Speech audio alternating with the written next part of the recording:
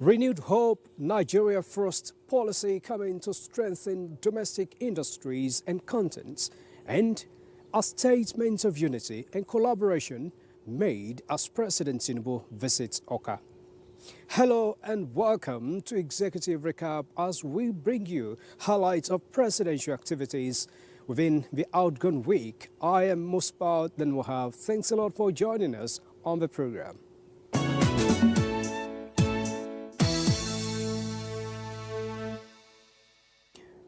The week began with a quest to strengthen patriotism as the federal government is about to launch new major policies to prioritize and grow local contents and industries. The initiatives would come under an umbrella policy titled Renewed Hope, Nigeria First Policy. Information and National Orientation Minister Mohammed Idris announced this as one of the outcomes of a council's meeting for the week. And this is a proposal by President Bola Ahmed Tinubu on what he calls the Renewed Hope Nigeria First policy. It is a policy that aims to herald a new era of growth for local industries and products. This seeks to foster a new business culture that will be bold, confident, but also very, very Nigerian. And it aims at making government to invest in our people and our industries by changing how government spends money, how we procure, and how also we build our economy. Going forward, Nigerian industry will take precedence in all procurement processes. Where local supply falls short, contracts will be structured to build capacity domestically. Contractors will no longer serve as intermediaries sourcing foreign goods where local factories die idle. The Bureau of Public Procurement has therefore been mandated to immediately revise and enforce procurement guidelines to prioritize locally produced goods and homegrown solutions, creates a local content compliance framework, among other tasks. There are also directives to ministries, departments and agencies of government. No procurement of foreign goods or services already available locally shall proceed without justification and a written waiver from BPP. Number two, where no viable local option exists, contracts must include provisions for technology transfer, local production, or skills development. By way of example, the provision of quota allocations under the Sugar Master Plan should take into consideration participants' backward integration plans and investment in Nigeria and ensure compliance with the Master Plan. The Attorney General of the Federation is expected to prepare an executive order for the President to issue on this policy. The federal government is also preparing to tap into full potential of cocoa as the highest non-oil contributor to the nation's GDP. The Council approved that the Ministry of Agriculture and Food Security submit a draft bill for the establishment of a National Cocoa Management Board. We had meetings prior to what we have submitted with our sister countries on the need to harmonize and see how we can enhance the production, the processing, and also the marketing of cocoa, which is a very valuable agricultural resource. The administration is also staying true to its promise to check flooding in Nigeria with the award of contract for the rehabilitation and expansion of 4 major dams, including Tiga Dam in Kano, Chalawa Dam, and Kafinchiri irrigation projects. Contract has been awarded for the repair of the Alao Dam in Maiduguri. You may recall that this dam caused the flooding in Maiduguri last year. So this contract has been awarded to prevent such occurrence this year. Ministry of Works also got approval to award contract for about 10 roads and bridges across the country. We have good news out of the Section 1 of the Lagos-Calabar Coastal Highway. That's Section 1, over 70% work has been done. And so 30 kilometers is going to be made available for Mr. President to commission. And another 10 kilometers is going to be made available for Section 2. And of course, Sekoto Bagadagri, we want to make available 10 kilometers completed on concrete at KB axis before the 25th of May. The Council has also approved new National Integrated Electricity Policy and the National Policy on Marine and Blue Economy.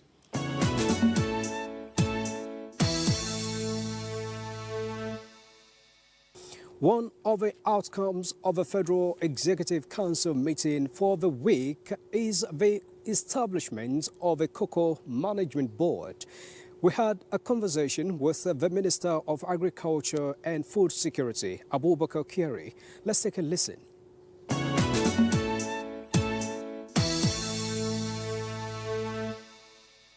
Right, we have the Honorable Minister of Agriculture and Food Security, Honorable Abubakar Kyari, with us. Thanks a lot for your time, sir. Thank you very much. Okay, the Federal Executive Council has just given you an urgent assignment upon the receipt of your memo that you presented, and that's a drafting of a bill on the National Cocoa Management Board. Can we know what this board is set to achieve when it comes up? Well, let me just start by saying, let me go back history. We all know that cocoa is a very viable and productive commodity and is the highest non-oil contributor to Nigerian GDP, non-oil. So we are also behind in terms of production. Cote d'Ivoire is number one, Ghana is number one in the West African coast. So this started much earlier than now, but it has never received such attraction, in this short period of the president's, Mr. President Bola Ahmed Tinubu's administration. When in August 2022, a meeting was held between the West African sister countries of Cote d'Ivoire, Ghana, and Nigeria to see how we can collaborate and see what they are doing, that they have sustained that production levels of cocoa.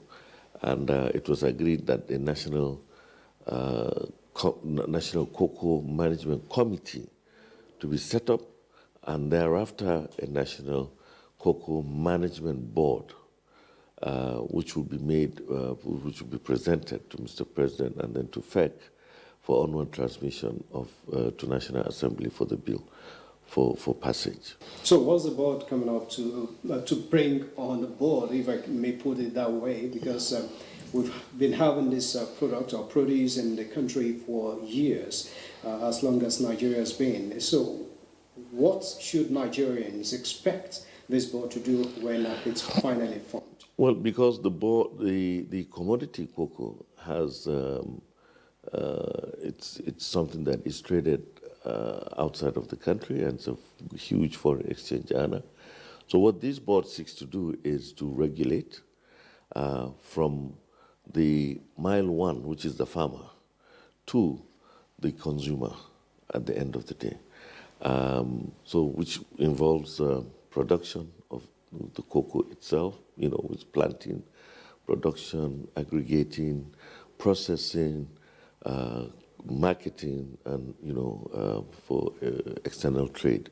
So the board is not supposed to buy or sell. They're not supposed. They're only to regulate and coordinate between the farmers, between the commodity buyers and the exporters, and to make sure that quality is maintained, and to also make sure that the farmer is protected for future production.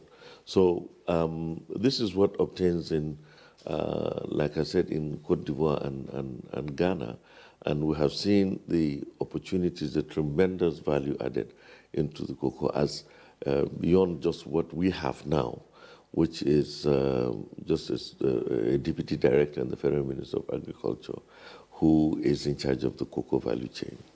And so, but this, with what we have, we'll have research people on the board. There will be a chairman of the board, and the Minister of Agriculture will be the chairman of the board. Then there will be an executive vice chairman, which will be appointed by Mr. President. And then we'll have members of the Federal Department of Agriculture. We'll have members from the Federal Ministry of Industry and Trade. We'll have members from the Central Bank. And most important also, the cocoa producing states will be represented by their deputy governors on the board, which it happened at one time, but we're bringing it back on board, to make sure that we have the involvement, collaboration, and buy-in of the subnationals. As you all are aware, President Bola Ahmed Tinubu's inclusiveness in terms of agriculture and everything in the economy that he seeks to partner with the state governments is one of it. This aligns to that renewed hope agenda of Mr. President. All right, Honorable Minister, like you have mentioned, it's going to be from the start, that's farming of a produce and then to the end users. Yes. One thing is key here, that is the value chain, the entire value chain of this production. Is this board going to be concerned with the production of cocoa refining or turning it into the final product that people want to consume? Are you working? Oh yes, certainly. We are looking, like I said, a member of Federal Ministry of Trade will be a member of that board, and also we'll have cocoa farmers on board. We'll have cocoa processors. It's a long list of membership of those that will be on the board. And I think it's all inclusive, private sector and public sector, and everybody and subnationals will all be there to make sure that the value chain is, and you mentioned, I mean, if we're going to, from our cocoa, we're going to bring it to the table or to the shelves of the shop in locally, so be it. I mean, that's adding value to what we have, and it's a commodity that has tremendous opportunity that we can leverage on. We have a huge challenge coming from South America and Asia. They're also going into cocoa production. And of course, you are aware of the European Union Deforestation Act that prohibits the sale or from their side, the export to the European Union of produce or commodities that are produced from deforested areas. So we have to take that as a challenge and explore, and we have a very wide opportunity of arable land that we could grow cocoa without necessarily hampering on the forest. So it's also from, like I said, cultivation to processing, to trading, to marketing, to, and if we're going to process, into chocolates or beverages or even cocoa butter, the ones that is used for skincare. So the opportunities are tremendous, and I believe we can leverage on those opportunities and try to get in, especially a situation where we have a dwindling relevance of hydrocarbons, and then, we can, and Mr. President's agenda on the support of the agricultural sector. All right, Honorable Minister, I'm taking it from where you just said landed. Now, you said it's been in the process for some time, but things were not done about it. And if you ask some stakeholders, they would say this board should have been in place as far back as many years. And where's the latest push coming from? What is the supportive role that the President is playing in this? Well, we have a mandate from Mr. President, and that mandate we're pursuing vigorously. And I admire the vision and courage of Mr. President in taking steps in trying to make sure that we achieve food sovereignty. And this is one area that we believe that we can also expand and explore the opportunity that cocoa presents itself to the agricultural sector. It's tremendous opportunity, like I said. And we have gone through the next step, which is Mr. President's approval and the FEC approval. So now there's a draft bill that will be presented to the Ministry of Justice for clearance and onward submission to the National Assembly. In addition to that, the National Economic Council also adopted the setting up of the Cotton and Garments Board. And that too also we're working on it because there's a huge, tremendous opportunity in that aspect as well. So we're looking at agriculture not only for food sustainability, but we're also looking at agriculture for industrial opportunities that exist there. So we want to leverage on the huge arable land that we have. All these two products, both cotton and cocoa, used to be the mainstay of Nigeria's economy. But today, due to I wouldn't say, but because of the oil, they have almost vanished on the surface. But with the mandate given to us and the vision of President Bola Ahmed Tinubu, we have risen to that occasion and make sure that we achieve sustainability and sovereignty, food sovereignty. Yeah, I'm very sure that most Nigerians cannot wait to see this board come up and then bring cocoa production to the rightful place that he is supposed to be for years. Now, Honorable Minister of Agriculture and Food Security, Abubakar Kyari, we appreciate your time and perspectives. Thank you very much, Musbao.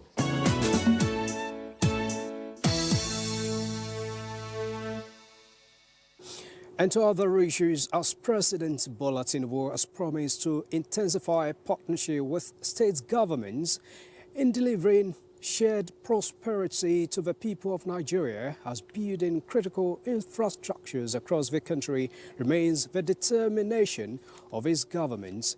The President said this as he addressed people of Anambra at the Alex Ekweme Square in Awka. The President inaugurated some legacy projects executed by Governor Chukwuma Soludo of Anambra. Third visit of President Tinubu to the southeast since assumption of office. It was a unified moment with governors from across the geopolitical zones joining the chief host to receive the president. God of honor! The commander-in-chief was also received by a detachment of the Nigerian military. Warm atmosphere in Awka. The strategic 50-year developmental plan of Anambra is beginning to come into fruition with some legacy projects of Governor Soludo providing solution to the infrastructural need of the state.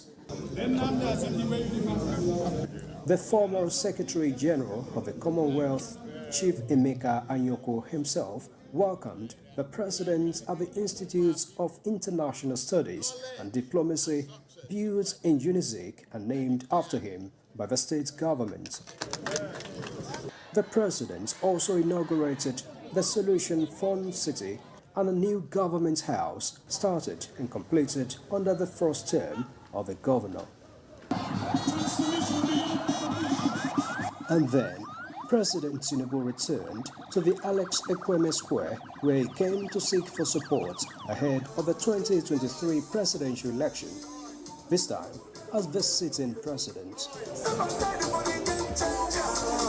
The president commended the governor's efforts in addressing insecurity and on other projects which he described as solid foundation for the growth of the state. With our progressive ideological alliance, we will continue to partner with your state to deliver shared prosperity in Anambra and all Nigerians. Highlighting various programs and policies of his administration and reforms which he said are already building investors' confidence, President Tinubu assures the people of Anambra of more federal government's interventions, including rectification of the rail line and the National Gas Master Plan that for now bypass the state. I'm standing before you that this already designed and Ministry of Transportation is aware to include the connection in the master plan, and it will see attention. Our diversity must lead to prosperity. We must work together. Thank you for all the hard work you put in to move Anambra and Nigeria forward. We know the state of the Nigerian economy with all its unsustainable dysfunctionalities when you assumed office. You had the courage to tame the Atlantic Ocean in Lagos, and now you have the courage. You are courageously and systematically getting the economy to work again. There is still a lot of work to do, we know, but there is no doubt that in less than 2 years, important building blocks are already falling into place. Another feather to the cap of the president, as the Council of Traditional Rulers, Anambra State, conferred on him the title of Dike Simba, translating to a warrior from another origin.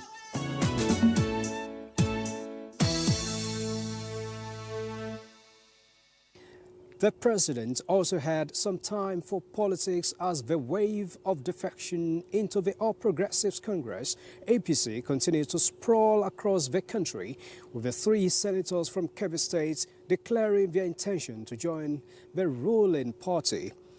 The senators made the declaration to President Bola Tinubu when he received the political stakeholders from Kebbi, Sokoto and Zamfara states at the State House.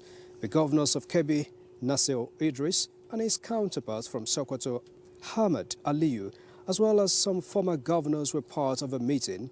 After the meeting behind closed doors, the national chairman of the APC, Abdullahi Ganduje, revealed that the senators have received the blessing of the president. We had an interaction with the APC national chairman. Here is it. We came here so that Mr. President will bless this resolution, and Mr. President has graciously blessed this resolution, and by Tuesday, I will urge you to go and see what will happen in the chambers. Your Excellency, this really is something good for your party. Like you said, numerical strength, that's what you're looking at. But how do you manage this new influx of people coming into your party? Our constitution is very clear about this, and not only that, our political dexterity in managing such affairs is on the table. So I assure you there will be a smooth integration. And leaders have also warned against a one-party state. Are you disturbed? Is that what you're looking at? Is that your agenda? One-party state, you see, if one-party state is a wish and blessing to Nigeria, one-party state is not by force. One-party state is by negotiation. It's by other political parties seeing the effect of the positive governance of our party. If they decide to come into our party willingly, I think there's nothing like that. There's nothing with that. Today, democratic China is one of the most strong countries in the world, and it's a one-party system. We are not saying that we are working for one-party system, but if that is the wish of Nigerians, we cannot quarrel with that. You know, they say, too many cooks spoil the soup. Too many political parties spoil governance.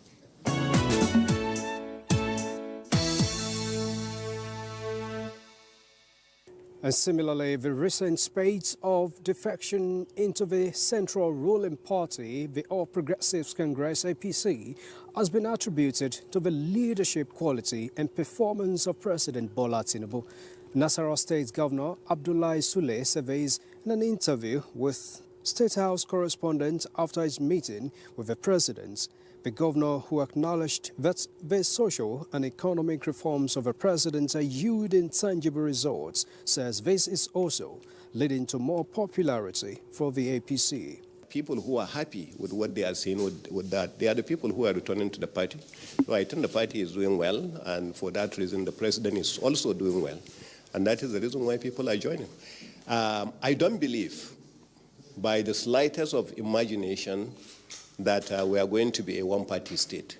No matter what happens, there are people who are going to be in another party. And actually, we don't even want Nigeria to be a one-party state. We just want to be the dominant party. We just want to be the winning party. We just want to be the party with the, if we can win 90% of the votes, okay, that's it. The other parties can win 10% of the vote.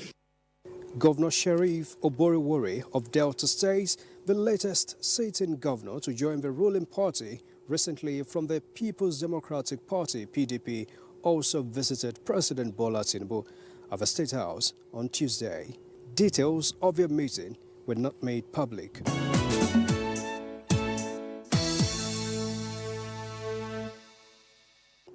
And away from politics, President Bola Tinubu has welcomed new initiatives by Qatari investors to explore opportunities in the agricultural sector and assured that Nigeria remains open to strategic partnership.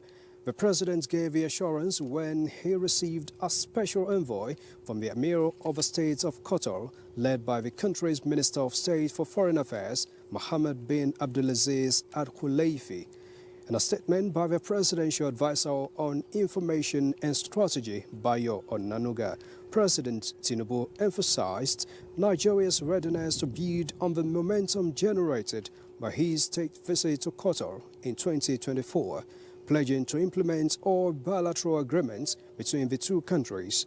He directed the Minister of Budget and Economic Planning, Atiku Bagudu, the Minister of Information and National Orientation, Mohammed Idris, and the Minister of Foreign Affairs, Yusuf Tugal, to work together to ensure the timely execution of these agreements. The President acknowledged that the Qatari government had demonstrated maturity and foresight in working for global peace and deserves commendation. The President said Nigeria's partnership with Qatar can be implored by looking into food sovereignty and economic prosperity. The Qatar's minister conveyed the Emir's desire to strengthen the strategic partnership with Nigeria, particularly in peace-building, agriculture and petrochemicals. He expressed pride in the current level of relations and looked forward to expanding both government-to-government and people-to-people ties.